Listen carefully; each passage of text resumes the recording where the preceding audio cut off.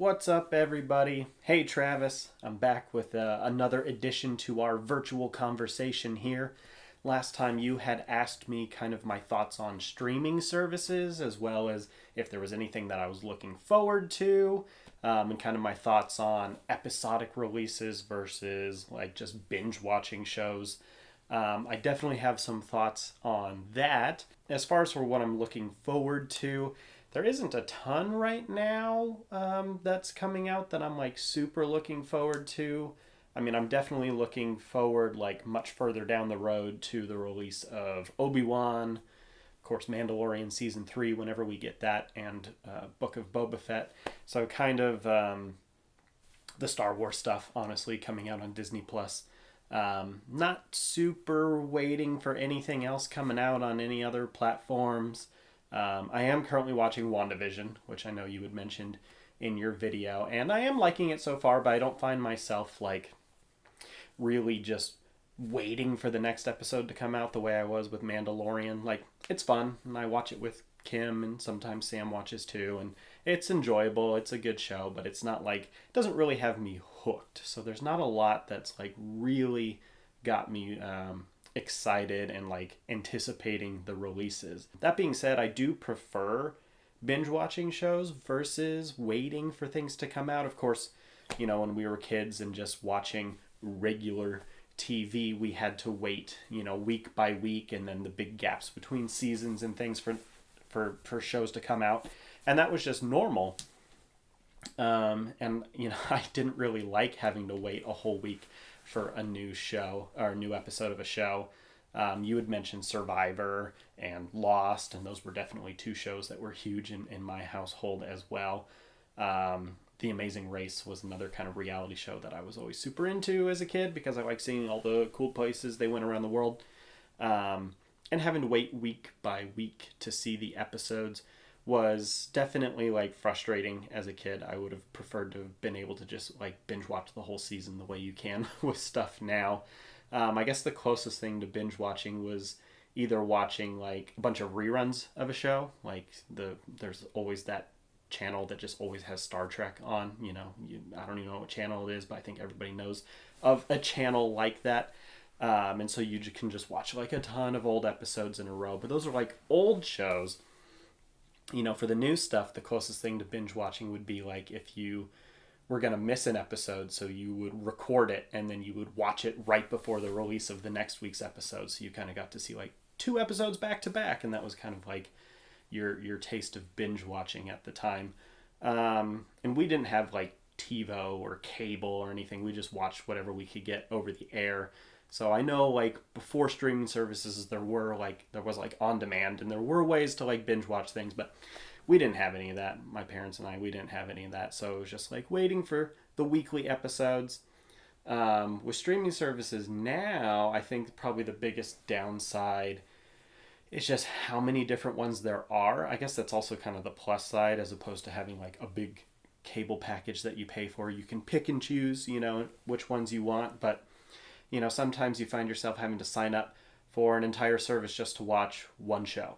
You know, like you'd been bugging me for a while to watch The Boys, but I didn't have Amazon Prime, and so I signed up and I binge watched the first two seasons of The Boys, loved it, but now I'm like, there isn't really anything else on there that I wanted to watch. I'm just waiting for season 3.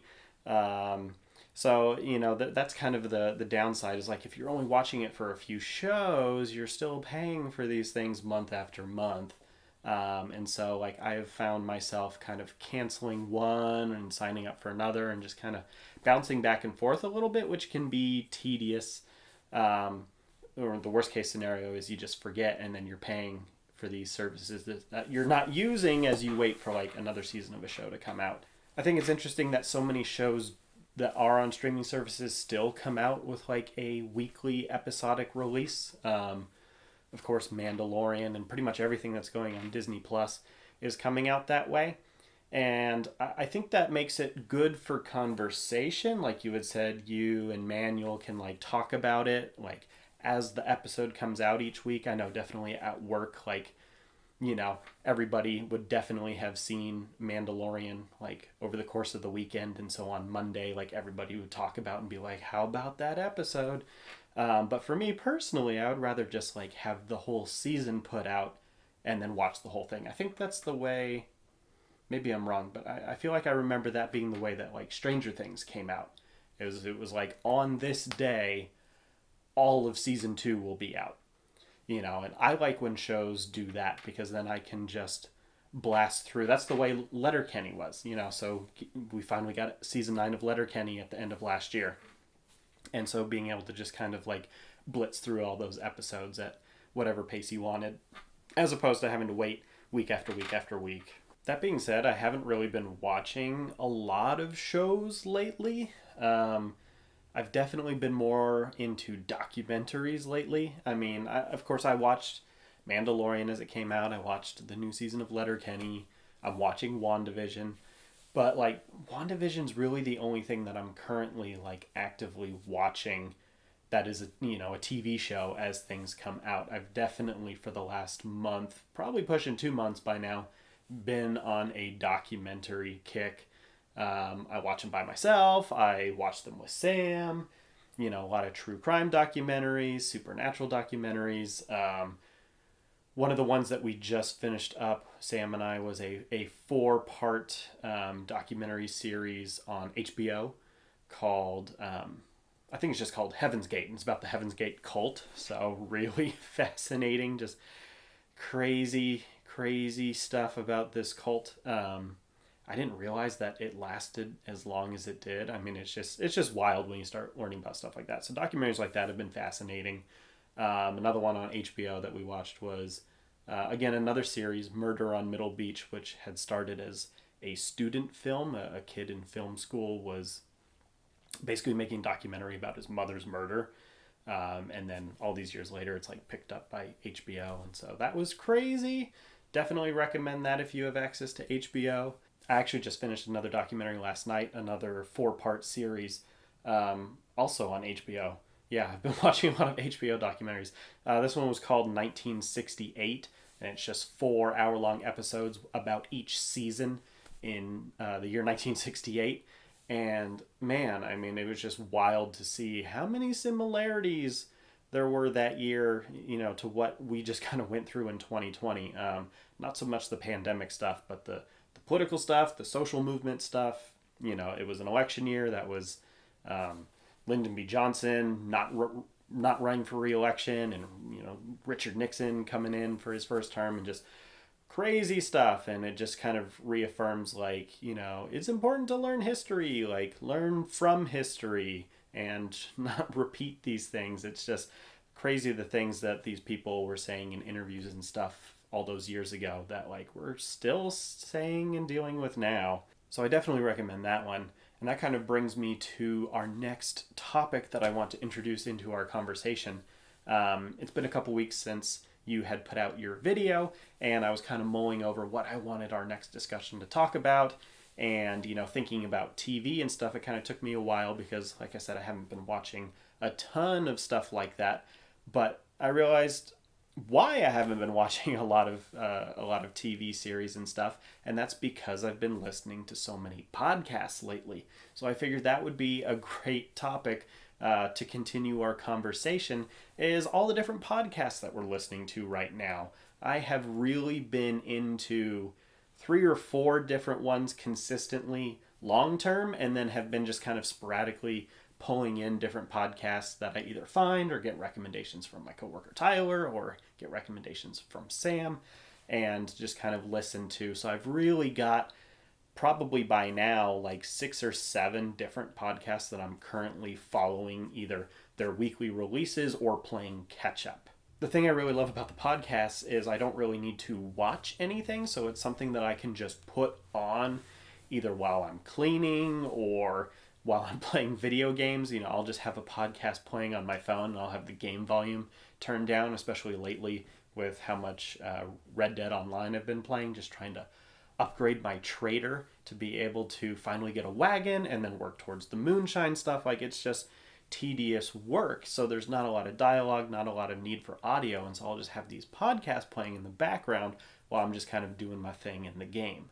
Real quick, I just want to show off my new Monterey mug that I got. It's got like otters and a Whale and Cannery Row and stuff on there. So I've really been enjoying this new mug.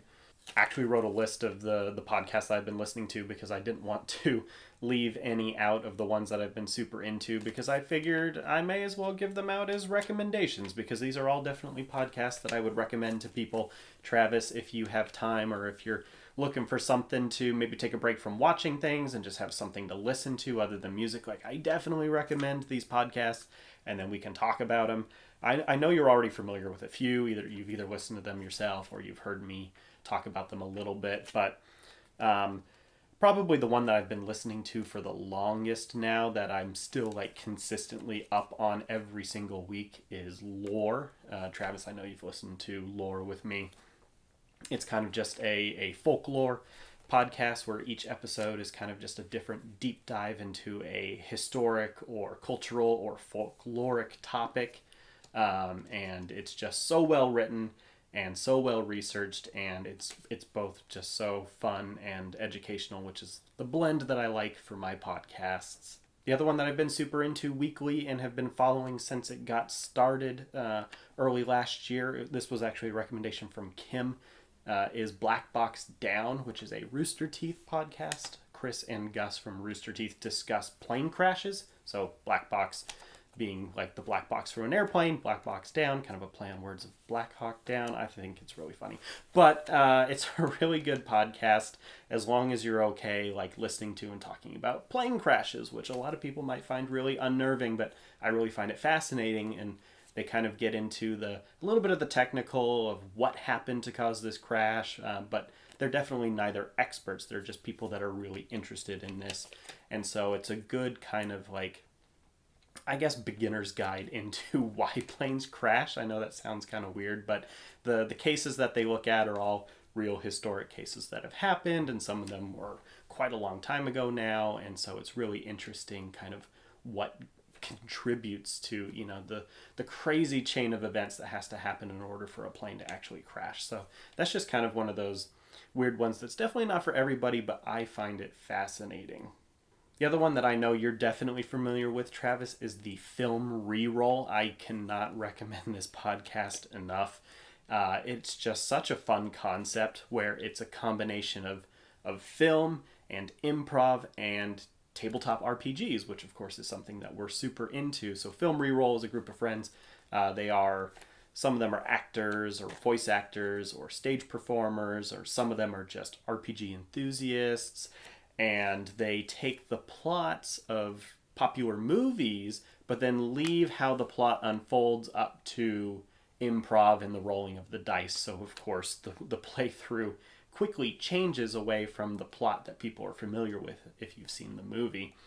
And it's just a really good time. They've been playing through Memento, which was a movie that I hadn't seen prior to this, and I'm actually really glad that I hadn't seen it because of how crazy and off the rails they've gone. So Travis, that is their most recent run through that they've been doing. I think 4 or 5 episodes are out. So I definitely recommend that you go listen to the Memento Film Reroll. A podcast that's been going on for a really long time, but I've only just started listening to it at the beginning of 2021.